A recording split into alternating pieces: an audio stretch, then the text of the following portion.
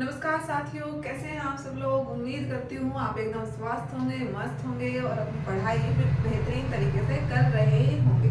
चलिए आज का सेशन स्टार्ट करते हैं। सेशन स्टार्ट करने से पहले मैं आप लोगों के साथ डिस्कस करना चाहूंगी कि जो आज का सेशन है वो किन किन स्टूडेंट के लिए इम्पोर्टेंट रहने वाला है। देखिए, जो आज का टॉपिक है आपका वो है इंडक्टिव और डिडक्टिव मेथड। क्या है आपका टॉपिक? इंडक्टिव और डिडक्टिव मेथड। यानी कि जो आज का सेशन है वो सी टेट के एग्जाम के लिए, हरियाणा टेट के एग्जाम के लिए, यूपी टेट के एग्जाम के लिए, या फिर आप आगामी आने वाले रीट पात्रता की तैयारी कर रहे हैं तो उन सब के पॉइंट ऑफ व्यू से आज का सेशन काफी इंपॉर्टेंट रहने वाला है। चलिए स्टार्ट करते हैं। देखिए, सबसे पहले आप ये समझिए कि इंडक्टिव और डिडक्टिव मेथड होते क्या हैं और दूसरा ये किस किस अप्रोच पर बेस्ड है। देखो, अगर मैं सबसे पहले बात करूँ ना, इंडक्टिव मेथड। इंडक्टिव मेथड यानी कि आगमन विधि। इंडक्टिव मेथड यानी कि आगमन विधि। देखिए, पहले तो आप ध्यान से समझिए कि मैं बाइलिंगुअल लेकर चलने वाली हूँ। मैंने बेशक बोर्ड पर इंग्लिश में लिख रखा हो, बट मैं आपको हिंदी कन्वर्सेशन साथ के साथ बताऊंगी। देखिए, इंडक्टिव मेथड का क्या मीनिंग होता है? आगमन विधि। डिडक्टिव मेथड का क्या मीनिंग होता है? निगमन विधि। डिडक्टिव मेथड का क्या मीनिंग होता है? निगमन विधि। देखिए, इसमें आपके एक एक पॉइंट इंपॉर्टेंट है। अगर आपने एक पॉइंट अच्छे से समझ लिया तो बाकी के जो 4-5 रूल्स हैं वो आपको इजीली समझ में आ जाएंगे। देखो, फर्स्ट जो आपका है इंडक्टिव मेथड। पहले आप इंडक्टिव मेथड को अच्छे से समझिए। अगर मैं इंडक्टिव मेथड की बात करती हूँ यानी कि आपकी आगमन विधि की, अगर मैं बात करती हूँ आगमन विधि की, तो आगमन विधि आपकी चलती है एग्जाम्पल टू रूल। कहां से कहां तक चलती है बेटा? Example to rule. देखो, एग्जाम्पल टू रूल यानी कि उदाहरण से नियम की तरफ कौन सी विधि चलती है? आगमन विधि। अब उदाहरण से नियम की तरफ कैसे? देखिए, बच्चे के समक्ष रियल लाइफ की जो सिचुएशन है उससे रिलेटेड एग्जाम्पल प्रस्तुत किए जाते हैं, तभी बच्चा क्या करेगा, उसका कॉन्सेप्ट क्लियर हो पाएगा। तो ये जो आपका इंडक्टिव मेथड है वो किस पर बेस्ड है? आपका एग्जाम्पल टू रूल। अब ये चीज अगर आपको समझ में आ गई कि जो इंडक्टिव मेथड है वो एग्जाम्पल से रूल की तरफ चलती है यानी कि उदाहरण से नियम की तरफ चलती है, तो अब आपको ये जान लेना चाहिए कि जो एग्जाम्पल होते हैं वो आपके विशिष्ट होते हैं, एग्जाम्पल होते हैं वो आपके मूर्त होते हैं, एग्जाम्पल होते हैं वो आपके नॉन होते हैं। एग्जाम्पल क्या होते हैं? आपके नॉन होते हैं, यानी कि एग्जाम्पल आपके ज्ञात होते हैं, एग्जाम्पल आपके विशिष्ट होते हैं, एग्जाम्पल आपके कॉन्क्रीट, एग्जाम्पल आपके कॉन्क्रीट यानी कि मूर्त होते हैं। अब देखिए, ये देखिए सेकंड पॉइंट मैं बात कर रही हूँ। सेकंड पॉइंट क्या आपका? नोन टू अननोन, यानी कि एग्जाम्पल जो है यानी कि उदाहरण जो है, उदाहरण क्या होता है? ज्ञात होते हैं, उदाहरण ज्ञात होते हैं। और टीचर को बच्चे के समक्ष रियल लाइफ से रिलेटेड उदाहरण प्रस्तुत करने चाहिए। उसी से क्या होगा? बच्चे का कॉन्सेप्ट क्लियर होगा, बच्चे का आधार बनेगा। देखिए, एक और चीज है आपका इसमें मोस्ट इंपोर्टेंट पॉइंट है इन दोनों में कि जो बॉटम अप अप्रोच है और आपका टॉप डाउन अप्रोच है। ये क्वेश्चन पूछा गया है कि बॉटम अप अप्रोच जो आपका इंडक्टिव मेथड है ये किस अप्रोच पर बेस्ड है? ये क्वेश्चन पूछा गया था। क्या क्वेश्चन पूछा गया था कि जो आपकी इंडक्टिव मेथड है वो किस अप्रोच पर बेस्ड है? किस पर बेस्ड है बेटा? ये आपकी बेस्ड है बॉटम अप अप्रोच पर। अब बॉटम अप अप्रोच का मीनिंग क्या होता है ये समझिए। बॉटम अप अप्रोच का यानी कि बिल्कुल आधार से, बिल्कुल नीचे से लेके ऊपर की तरफ जाना। रूल क्या होते हैं बेटा? आपके टॉप में होते हैं। जो एग्जाम्पल होते हैं वो बिल्कुल आपके बॉटम में होते हैं।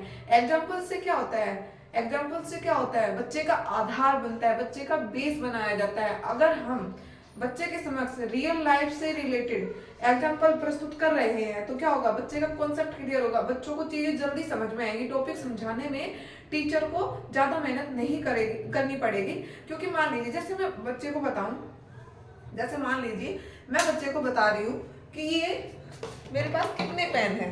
देखिए, अगर मैं बच्चे को समझाना चाहती हूँ कि 1+1 देखो, अगर मैं बच्चे को समझाना चाहती हूँ कि 1+1 2 होते हैं, तो ये अगर मैं डायरेक्ट बता रही हूँ, अगर मैं डायरेक्ट बच्चे को बोर्ड पर लिखकर समझा रही हूँ तो उससे क्या होगा?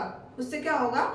बच्चा जल्दी नहीं समझ पाएगा। बट अगर मैं बच्चे को ऐसे दिखा के कि देखो 1 पेन प्लस सेकेंड पेन, देखो 1+1 यानी कि एक पेन ये आपका और एक पेन ये। इससे क्या होगा, बच्चे का कॉन्सेप्ट क्लियर होगा कि एक में अगर हम एक ऐड कर देते हैं तो क्या बनते हैं, दो।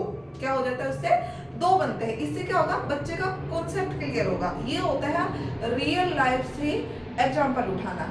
अब देखो, और एग्जाम्पल देखो, जो छोटे बच्चे होते हैं प्राइमरी के, उनके समक्ष ऐसे ही एग्जाम्पल प्रस्तुत किए जाते हैं। पेन्स के हो गए, डस्टर्स के हो गए, यानी कि रियल लाइफ से रिलेटेड। रियल लाइफ यानी कि उनकी क्लास में जो चीजें यूज करी जाती है वो रियल लाइफ की चीजें होंगी। तो ऐसे एग्जाम्पल बच्चों के समक्ष प्रस्तुत किए जाते हैं, किसमें, इंडक्टिव मेथड में। और ये क्या हो गया, बॉटम अप अप्रोच। क्या होगी ये, बॉटम अप अप्रोच। यानी कि इससे क्या हो रहा है, बच्चे का बेस बन रहा है। इससे क्या हो रहा है, बच्चे का बेस बन रहा है। बच्चे को पता चल रहा है कि 1 + 1 2 कैसे हो सकता है। बच्चे को पता चल रहा है कि 1 + 1 2 कैसे हो सकता है। ये सब किसमें होता है बेटा, आपका इंडक्टिव मेथड में। फिर से समझ लीजिए, जो आपका इंडक्टिव मेथड होता है वो क्या होता है, एग्जाम्पल से रूल की तरफ चलता है, नोन टू अननोन चलता है, यानी कि ज्ञात से अज्ञात की ओर। नियम क्या होते हैं आपके, अज्ञात होते हैं। रूल फॉर्मेशन बाद में करी जाती है, ठीक है। उसके बाद क्या है, स्पेसिफिक टू जनरल, यानी कि एग्जाम्पल क्या होते हैं आपके विशिष्ट होते हैं, रूल क्या होते हैं आपके सामान्य। रूल क्या होते हैं बेटा आपके सामान्य, रूल्स क्या होते हैं आपके सामान्य। बात होती है कि आपका क्या है, ये किस पर बेस्ड है, बॉटम अप अप्रोच पर बेस्ड है। नेक्स्ट अगर मैं बात करूं, ये किस तरफ चलता है, मूर्त से अमूर्त की तरफ, मूर्त से अमूर्त की तरफ। देखिए अब हम बात करते हैं डिडक्टिव मेथड की। अब हम बात करेंगे डिडक्टिव मेथड यानी कि निगमन विधि की। किसकी बात करेंगे हम, निगमन विधि की। देखिए निगमन विधि किस तरफ चलती है, rule to example, rule to example. Rule to example यानी कि नियम से उदाहरण की तरफ। किस तरफ चलती बेटा ये, नियम से उदाहरण की तरफ। यानी कि पहले इसमें क्या किया जाएगा, बच्चे के समक्ष नियम जो आपका रूल है वो रिप्रेजेंट किया जाएगा।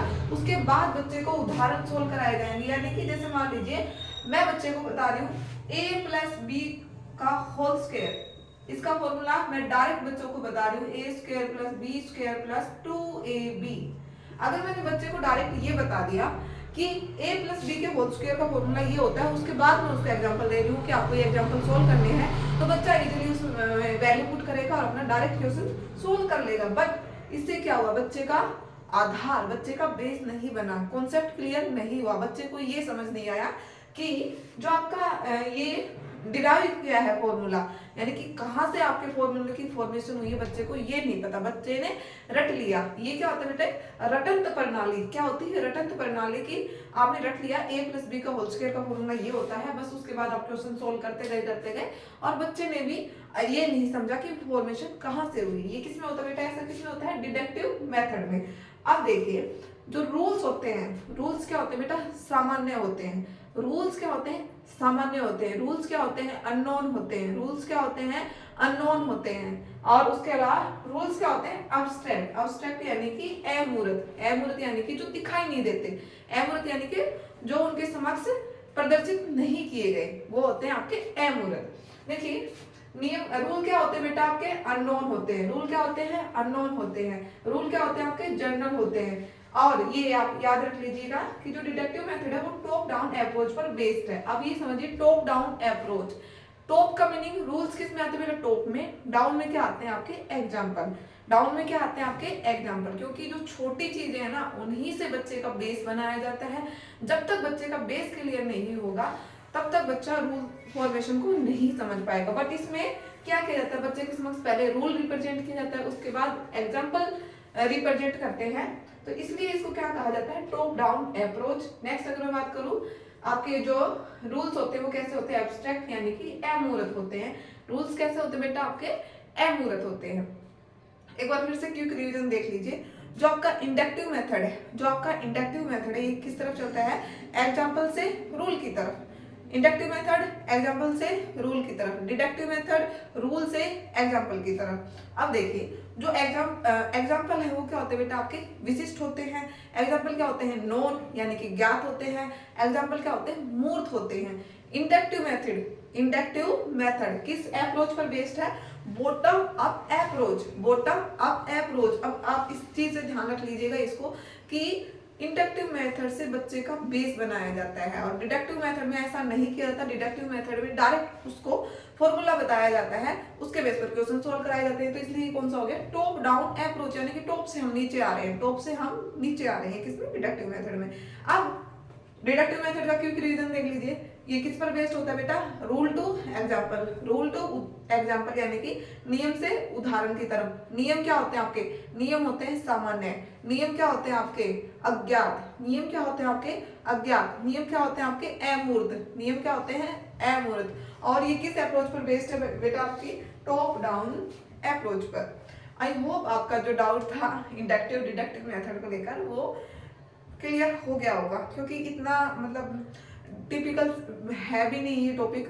और बस ये है कि हम भूल जाते हैं कि एग्जाम्पल विशिष्ट होते हैं या रूल विशिष्ट होता है, बस यही ध्यान रखना। इसमें पॉइंट एक ही है जो याद रखना मेन आपको, कि जो इंडक्टिव मेथड है वो किस पर बेस्ड है, example to rule. Deductive method आपका बेस्ड है रूल टू एग्जाम्पल। उसके बाद आपको सब कुछ समझ में आ गया होगा। एग्जाम्पल विशिष्ट होते हैं, एग्जाम्पल आपके ज्ञात होते हैं, एग्जाम्पल आपके समक्ष मूर्त रूप से होते हैं, प्रेजेंट होते हैं आपके एनवायरनमेंट में। तो ये आपका टॉपिक था आज का। देखिए ये जो मैं सीरीज स्टार्ट कर रही हूँ टीचिंग मेथड की, ये आपका जो आगामी आने वाला CTET का पेपर है उसको ध्यान में रखकर स्टार्ट करी है मैंने। इसके साथ साथ मैं आपकी आज से या कल से आपकी एक NCERT साइंस की line to line series start करने वाली हूँ। लाइन टू लाइन आपकी सीरीज स्टार्ट करने वाली हूँ, जिसमें मैं आप लोगों के साथ डिस्कस करूंगी 7th 8th एंड आपकी 9th 7th 8th and 9th की NCERT आप लोगों के साथ बिल्कुल लाइन टू लाइन आप लोगों को रीड कराने वाली हूँ, जो कि है ना सबसे बोरिंग काम लगता है NCERT रीड करना। और क्वेश्चन NCERT से आते हैं, CTET में ज्यादा हाई लेवल के क्वेश्चन नहीं आते साइंस के, बट आपसे पूछे जाते हैं NCERT के, और NCERT नहीं पढ़ी जाती। डायरेक्ट क्वेश्चन सोल्व करना मैं नहीं मानती कि विदाउट आप लेसन को रीड करें डायरेक्ट क्वेश्चन सोल्व करें, ऐसा कुछ नहीं होता। उससे इतना बेनिफिट नहीं मिल पाता जितना आपको लेसन रीड करने से होता है। ये था आज का सेशन। नेक्स्ट सेशन में आप लोगों के साथ लेके आऊंगी साइंस का जो सिलेबस है, एक उसका ब्रीफ छोटा सा वीडियो लेकर आऊंगी। उसके बाद मैं आपकी सीरीज स्टार्ट कर दूंगी साइंस की। आज मैंने आपका इंडक्टिव डिडक्टिव मेथड आप लोगों के साथ डिस्कस किया है। नेक्स्ट मैं और कोई आपका टीचिंग मेथड ऐसा लेके आऊंगी। देखिए ये आपका इंडक्टिव डिडक्टिव मेथड है। पहली बात तो ये आप ये समझिए, आप अगर किसी ने लास्ट CTET दिया था, लास्ट टाइम का जो CTET हुआ था अभी अगर दिया था, तो आपको ये तो क्लियर हो गया होगा। आप CTET में डायरेक्ट क्वेश्चन नहीं पूछे जाते, ये तो पूछा ही नहीं जाएगा कि इंडक्टिव डिडक्टिव मेथड किसने दिया। अगर आप ये सोच के जा रहे हैं ना कि CTET में ऐसे क्वेश्चन पूछेंगे, तो ऐसे क्वेश्चन नहीं पूछे जाएंगे आपसे। अब आपको कॉन्सेप्ट क्लियर करना ही पड़ेगा, इसलिए आपको सारी चीजें बिल्कुल बेसिक से पढ़नी होती है। तो आज का सेशन कैसा लगा कमेंट सेक्शन में कमेंट करके जरूर बताइएगा। अगर सेशन पसंद आता है तो वीडियो को लाइक कीजिए। चैनल पे फर्स्ट टाइम विजिट कर रहे हैं तो चैनल को सब्सक्राइब करना ना भूलें। Thank you so much.